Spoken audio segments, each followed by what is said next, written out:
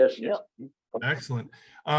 So we were going to do a quick overview of FOIA, but first let me introduce myself. I am Alan Gernhardt. I'm a senior attorney with the Division of Legislative Services and executive director of the Freedom of Information Advisory Council. So normally when we do a full-on training, it lasts about an hour and a half to 2 hours. I understand we're just going to do a quicker overview tonight, and I'll take some questions if you have them. So I wasn't going to use a PowerPoint unless y'all really want to see one. I think, you know, with a shorter time frame, it's easier to just discuss FOIA a little bit, talk a little bit about what the law covers, what it requires, and just kind of a high level overview. So basically, FOIA is all about the citizens getting to know what government is doing, and how they get to know that is through access to public records and public meetings. So for example, you're at a public meeting right now. I see citizens in the audience. And I also like to remind everybody that, you know, in our form of government, we are a government of the people, by the people, for the people. So we are also citizens, and we can also use FOIA. So always keep in mind, you know, when I talk about FOIA rights as citizens, those are your rights as well. When I talk about the responsibilities, those are on us in our role as government employees, officials, or officers, whatever the case may be. FOIA basically breaks down into two parts: access to records and access to meetings. Those two things, there's some overlap in some things, but I would note, for example, with records, you know, the overlap, I guess I should start with, is the default rules is that all meetings must be open to the public, all public records must be open to the public, unless there's a specific exemption that allows a record to be withheld or a meeting to be closed. When we talk about that, that's where there's some differences, because there's 150 or more records exemptions in FOIA, and there's about 54 meetings exemptions. There's some correspondence between the two. Things like the very first one in each is personnel matters, whether it's records, personnel information, or whether it's meetings. They both have exemptions for personnel stuff, but they're not quite the same. There's a little bit of difference in the way they're written. There's other things where there's significant differences. There are things in the record side where there are exemptions that just don't have any corresponding meetings exemption. So you got to kind of look at the two separately when you're examining what you can and cannot do, what you can close, what you can withhold from the public versus what has to be public. So again, default rules in FOIA, everything is supposed to be open by default. So that's our starting point. If somebody says, I want to go to the meeting, or I want to get a copy of a record or take a look at the record, the answer is yes. That's where we start. On the record side, I would keep in mind, FOIA specifically grants rights to citizens of Virginia and to media, specifically representatives of radio, television, magazines, and newspaper, with either broadcasting or circulation in or into the Commonwealth.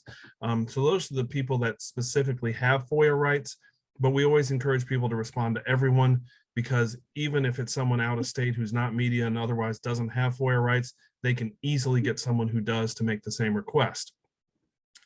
When we're talking records, the definition of public records is very broad. It includes pretty much every type of record, says however stored and regardless of physical form or characteristics, if that record is prepared, owned, or possessed by the public body, its officers, agents, or employees in the transaction of public business. So I always remind people with that one, because it covers any type of record, it doesn't matter how the record is kept. It doesn't matter what account is used. It doesn't matter what device is used. So things like email, if you have transaction of public business records that you've done on your personal email account, those are still public records subject to FOIA. And the flip side, though, is also true. If it's not transaction of public business, if it's something that's done, you know, that's purely personal or private, that is not going to be subject to FOIA, even if it's on a government account or done on a government computer. I caution everyone, anything done on a government account or computer, there is usually a computer use policy, which will give government access to it, so it can still come out through that. But technically, it's not going to be a public record subject to FOIA unless it's in the transaction of public business. The other part I talk about here is consequence of choice. I know, for example, this is being recorded, and so there will be a recording of this meeting. So if somebody wanted to come in and say, hey, I'd like to get a copy of that, I'd like to take a look at the recording of the meeting, that would be a public record. On the other hand, if no recording was being made and someone came in and said, I would like to see a recording, well, there wouldn't be one, there would be none. So consequence of the choice, sometimes easiest example is sometimes you have the option of pick up the phone and call somebody or just have a face-to-face conversation, or you could send them a text or an email or something else written down. If you do the written version, you've created a record. If it's talking about public business, then it is a public record subject to FOIA. It also may be subject to record retention rules under the Virginia Public Records Act, which is administered by the Library of Virginia, and you can find all the retention schedules on their website. I would just note that ranges from basically delete things when you're done for some stuff, all the way up to permanent retention for other things. And there's various periods of years in between, depending on who's doing, who created the record and how important the record actually is. So consequence of choice always, if you create a record in a transaction of public business, just keep in mind, it may be subject to retention rules and you may have to disclose it under FOIA unless it's got an exemption or a prohibition that applies. So next part, I want to talk about a little bit prohibitions versus exemptions. Under the Freedom of Information Act, like I said, there's about 150 exemptions. They all start with language that says the following records are exempt from mandatory disclosure, but may be disclosed by the custodian in his discretion unless otherwise prohibited by law. The translation of the legalese there is, you don't have to release it, but you can. Personnel is the easiest example. Typically, when we see people hired for a top-level CEO type of position, like a police chief, a school superintendent, a city manager, a county administrator, or executive, those kind of positions, a lot of the time people will share information about that person's background, their work history, their education, because they want to show that they've got a good candidate. And that's a discretionary release. That's your choice. You don't have to, but you can. On the flip side, with usually especially rank and file employees, usually don't release that stuff most of the time because it's personnel and they consider it private. And that's, again, it's a discretionary matter. The other time we see that stuff with personnel tends to be when bad things happen. Police involved shootings, for example, and maybe there was a bad shoot and somebody finds out that the officer in question had done something similar years before or had a prior history in another state or something like that. And sometimes they'll release records saying, hey, we didn't know when we did a background check, it didn't show up. Or they might say, hey, the officer was cleared, and the officer themselves says, hey, I want you to release my records. I want to show everybody that even though I was accused of something, I didn't do anything wrong, and they cleared my name. And so we choose to release it. So those are all discretionary exemptions. The contrast with that are prohibitions. These are things that say you shall not release. Those are usually found outside of FOIA, things like tax records, criminal history records, social services records, and some of them actually carry criminal penalties. For example, releasing somebody's tax records has a criminal misdemeanor penalty if you do it wrong. In FOIA itself, there's only two such exemptions. One is about student contact information. The other is about the identity of persons providing information about a crime with a promise of anonymity. So people calling Crime Stoppers or a confidential informant. But other than that, almost all those FOIA exemptions are discretionary. So you don't have to release records, but you can.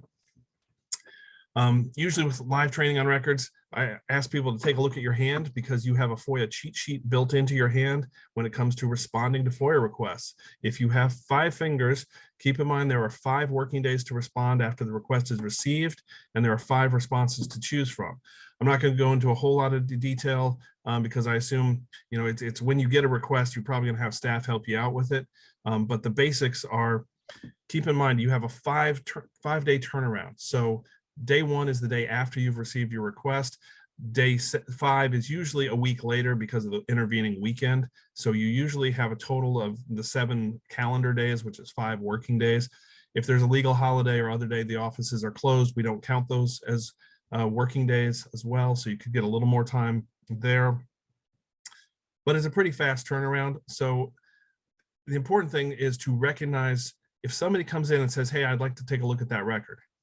That is a FOIA request by default. A person does not have to say FOIA for FOIA to apply. They don't have to put their request in writing. They don't have to sign anything. They don't have to cite the Virginia Code section 2.2 3700 or anything like that. All a requester really has to do is identify the records that they want in a way that you can tell what to look for, and then pay the charges if there are any. But that's really about it. That's on a requester. If you want to, you can require a requester to provide their name and legal address. You don't have to do that. That's your choice. but that's really it on the requester side. So whenever they come in, and it is their right to inspect records or to get copies, that's their choice. So if they come in and just say, hey, I want to, for example, I want to look at the meeting minutes, or I want to get copy of the latest policy that was adopted on, I always use the example of burning leaves in my backyard. I heard there was a change, so what do we do? That kind of thing. Those are all FOIA requests without saying FOIA. There are other mechanisms where people can get records, things like court proceedings where they issue a subpoena, or if they're in a grievance hearing, there might be a records procedure there, or other administrative hearings and stuff. But by default, FOIA is your set of rules. When replying, as I said, you got the 5 working days and 5 responses. The responses to choose from, number 1 is going to be, yes, here, have the records. Number 2 is the no, I'm not going to give you any records. You're going to withhold everything. Number 3 is a mix of the first 2, where you're going to say, I'm going to give you some of the records, but not all of them, because some of them are exempt or prohibited from release, some portion of it.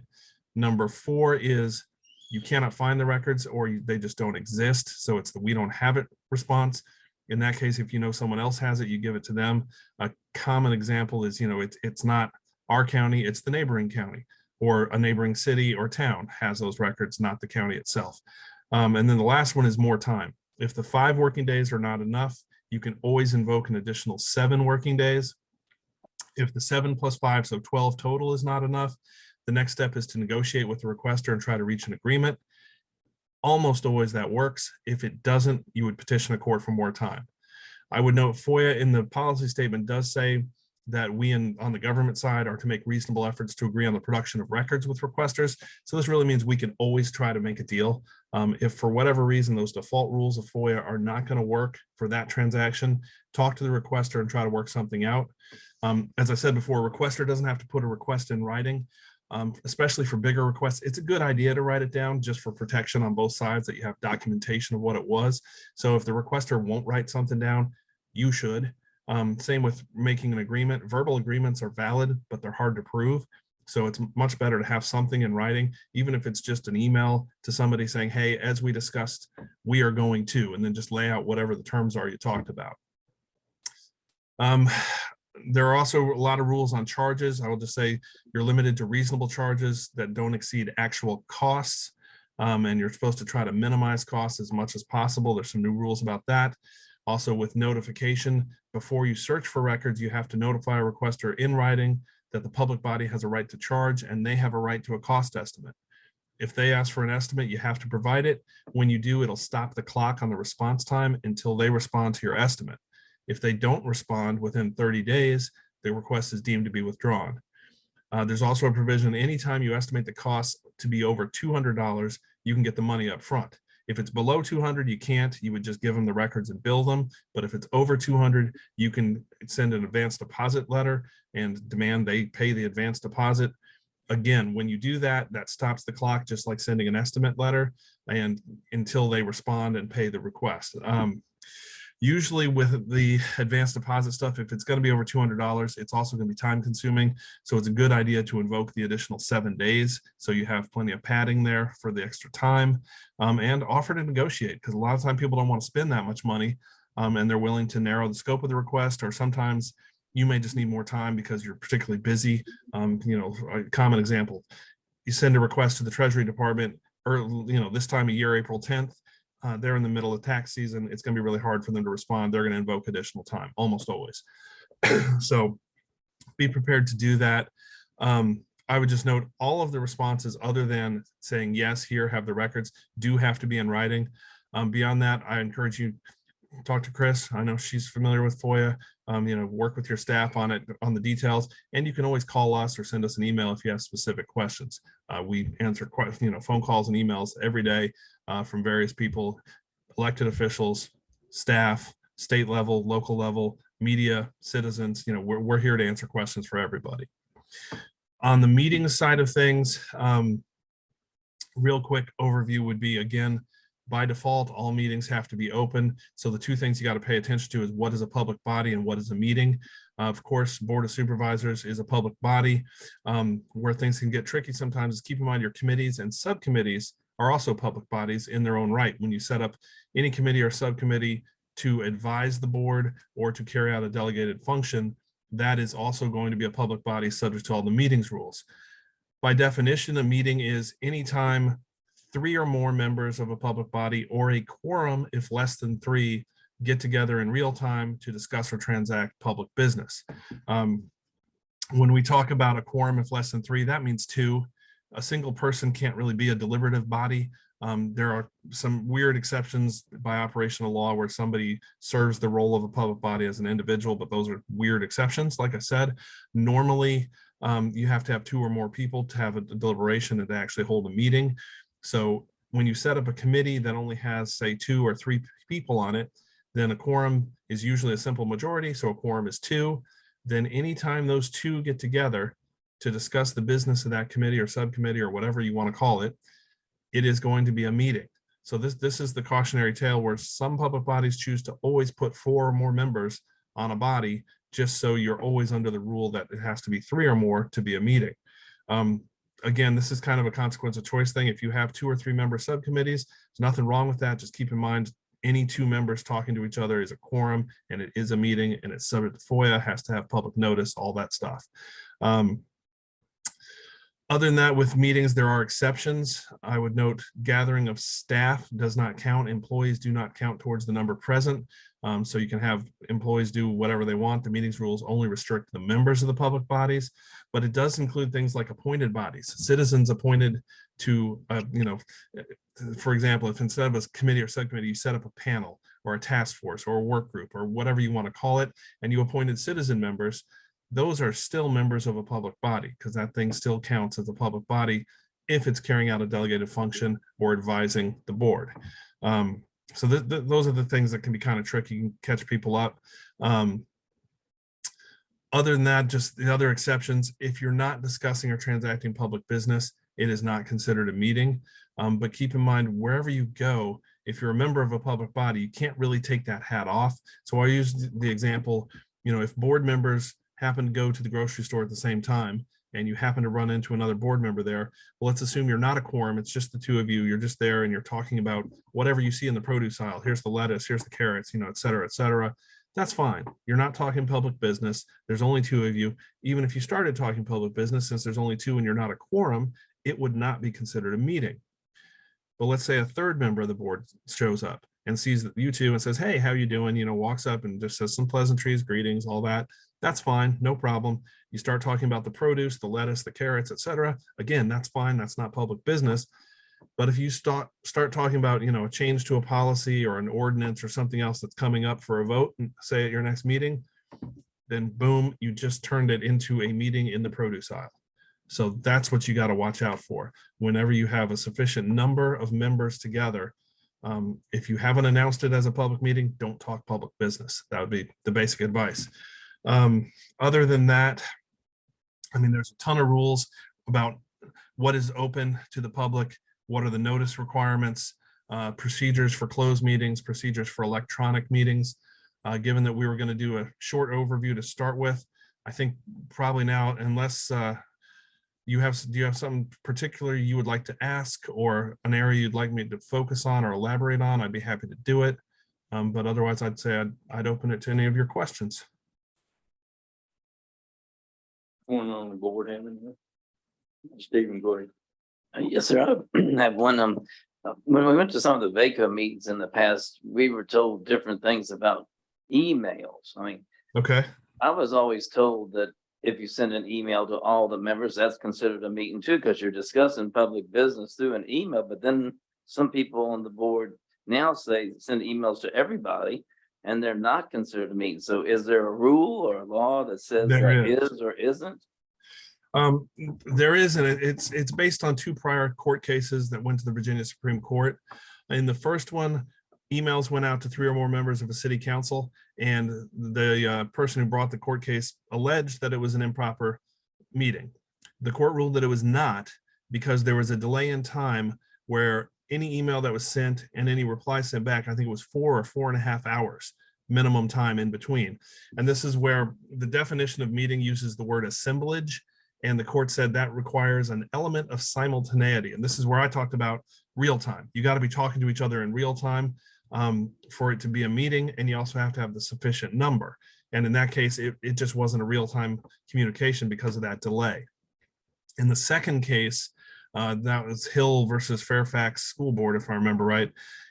They had emails that I know one of the petitioners showed me their evidence that emails were about a minute and a half apart. So they were much quicker in time.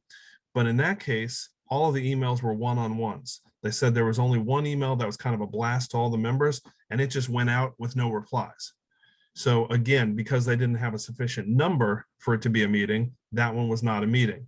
So the danger really is if you have somebody send emails to all your members at once, say on the CC line, and some member and another member at the same time look at it and go, oh, that's interesting, I think, and then whatever their response is, yes, no, agree, disagree, amend that provision, whatever it might be, and they hit reply to all and send it back at the same time, boom, that could be a meeting because now you have a sufficient number and it's real time. So email could be a meeting. It doesn't mean it necessarily is a meeting, though. It depends on how you use it. So our advice on that, I would also keep in mind all those emails, if they're about public business, those are going to be public records. So our advice would be if you want to send an email to all your members, send it to a staff person and let the staff person distribute it out to all the members on the BCC line. The reasons for that are two. One, it lets staff keep a hold of the records so you don't have to. That way they can follow the record retention rules for it and everything. And if a FOIA request comes in later, staff will already have the stuff and you're not out there searching your own computers and everything. Number two is it prevents you from having a meeting by accident or inadvertently, because staff always serves as that buffer in between the members because of the BCC line. So even if a member hit reply to all, it would only go back to the staff person. And then the staff person could decide when to distribute it back out to all the other members. So that way you can communicate by email, you can follow the retention rules, be ready for FOIA requests, and avoid having a meeting when you didn't mean to. So use the BCC line and you should be okay. But yeah, I would discourage sending just a group email to all the members at once, just because it has the potential to become a meeting. Okay, and that's sort of what they told us. Okay. Anybody on this one? Well, I have something. If we have data that's stored in a particular database and they ask for it to be converted to something else, is that required under FOIA? If it is a version that you use in the regular course of business, then yes, it would be required. But if it's something you don't do in the regular course of business, no, it's not. My kind of classic example, just about everybody these days has Word and PDF. And if you use both and someone says, well, I want it in Word or I want it in PDF, you would have to give it to them in whichever one, since you do use both. If someone else came in and said, oh, I don't have those, I still have Word Perfect, can you convert from Word to Word Perfect for me, please? The answer is almost always going to be no. My understanding, and I found this out, just background, is Word Perfect got bought out by a foreign company back around 2000 or so. And so most US government, local and state government, they just don't use it anymore because it's a foreign computer program now. I've met, I think, 1 or 2 people in the last 18 years who still use Word Perfect and still have a copy. For what it's worth, it is still out there. I understand it is still updated and everything, but nobody uses it, basically. So if I come in and say, I want it in Word Perfect, you can say, no, we don't use Word Perfect. But if I said I want it Word or I want it PDF, most likely you have those and you'd have to say yes. On that a little bit. Yeah, I have something that similar to that, but it's a little bit more specific. It's Sure. I know a Word and PDF are probably the same thing, but what if our programs, the county financial programs, the software says reports can be written through Excel, but we don't use that function in Excel, and someone asks for a FOIA to have it produced in Excel, but we only do it in PDF. Are we forced to provide that information in the format that the software says it can do, even though we don't use it here? Well, let me read this. This is the second paragraph of subsection G of code 2.2-3704. It's about 4 sentences. So let me read this to you. It says public bodies shall produce non-exempt records maintained in an electronic database in any tangible medium identified by the requester, including where the public body has the capability, the option of posting the records on a website or delivering the records through an electronic mail address provided by the requester if that medium is used by the public body in the regular course of business. So that dates back to about 1998, 1999, when not everybody was using email or websites, but now that's pretty ubiquitous. Just about everybody has it. But the next line, no public body shall be required to produce records from an electronic database in a format not regularly used by the public body. So if you don't regularly use it, then you're not forced to produce it that way. But then the next sentence says, however, the public body shall make reasonable efforts to provide records in any format under such terms and conditions as agreed between the requester and public body, including the payment of reasonable costs. So that starts begging the question, and I would recommend speaking with your attorney about it as to what is reasonable. That's always a legal term of art, where the law school answer is what is reasonable to an objective, prudent person under the given facts of any particular situation. The reason I don't ever answer what is actually reasonable is only a court can rule on it, because usually if someone is saying this is reasonable, someone else is saying no, it's not reasonable, that means there's a dispute on the facts, and only a court has the power to rule on what the facts are. So you never really find that out unless you end up getting sued and you end up in court. So you don't want to know, but I would, look at something like, if it's a feature that's built into the program, you just don't use it regularly, but you don't have to do anything special but click a button to make it happen, I would say it's probably a reasonable thing to go ahead and do it. On the other hand, if it's something like, for example, I know there are versions of Adobe where it's much easier to edit an Adobe PDF if you have the advanced commercial version that has all the bells and whistles on it, but you have to pay for it. So that's more of a question of, well, which version do you actually use in the course of business? Do you use the one that edits things or not? Some do, some don't. The other, a tangible, real example I had from years ago was somebody wanted a full color map that I believe it was a county zoning map that they had produced for a meeting that was oversized. It was like 3x2 or something. It was full color and it was laminated. And a citizen came in and said, hey, I saw that map at the meeting. I want a copy just exactly like it. And they said, well, we don't have the means to produce it like that in full color, oversized, laminated, all that stuff. We took it to a commercial copier service to get that produced. I can make you one on 8.5 by 11 paper in black and white, no problem, but we don't have the means to make the big one. And he said, yeah, but I want the big one, full color, etc. And so what they did is they made a deal with him. We'll produce it, but we're going to have to take it to the commercial copier, and you're going to have to pay $60 because that's what they charge us for it.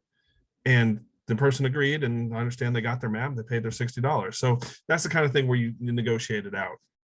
I will say the last sentence of that paragraph I was reading is important. It says the excision of exempt fields of information from a database or the conversion of data from one available format to another shall not be deemed the creation, preparation, or compilation of a new public record. And I mention that because you don't have to create new records to respond to a FOIA request as a general rule. But with the database stuff, it's like, let's say you had a list of employees and you had their name and their job position, their title, and then you also had their social security number and their birth date all in one database. Well, social number and birth date you can withhold, but the rest of it would be open. So if you're just striking out those two exempt fields, that would not be considered creating a new record. It would just be producing it with part of it redacted. The other common example of that is with GIS mapping. My understanding is most everybody these days has the base mapping data in their computers, but that does not necessarily mean you have produced any particular map. But if you have the software that converts the raw data into a map, that is converting the format of existing data. So it would not be considered creating a new record, even though you may not have produced that map before.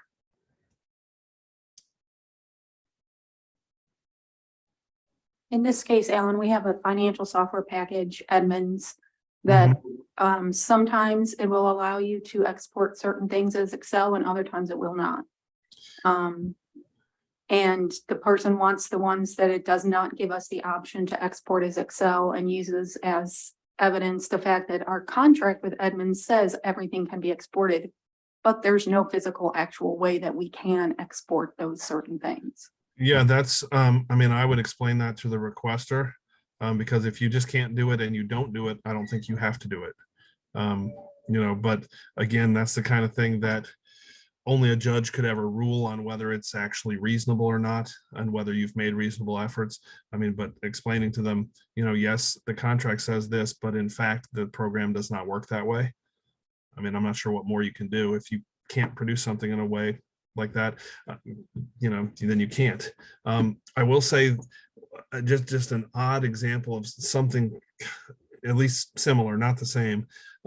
Years ago, state agency had some custom software produced that I think they said it cost them like $30,000 to produce the software, which they then used to produce some database tables that they put up on their website. And someone came in and said, I want it, but I want it in the native original format for the database. And they said, well, we can't really give you that because you can't read it, because you'd have to have this $30,000 custom software program to read the thing. We're happy to give it to you in the converted form. You can read it online in HTML, because so you can read it. And when I talked to them, I said, well, if they really want it in that native format, technically you use that in the regular course, so you have to give it to them, but you don't have to give them the $30,000 software program.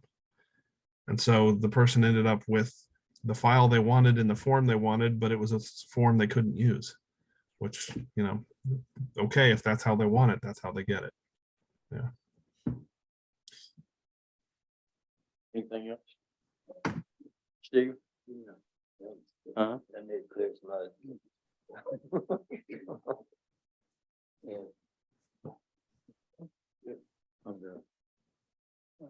Y'all have anything personal while we're here? No, thank you. All right, we appreciate it. Thanks. Thank you. All right. Thank you all very much. Have a good night. You too.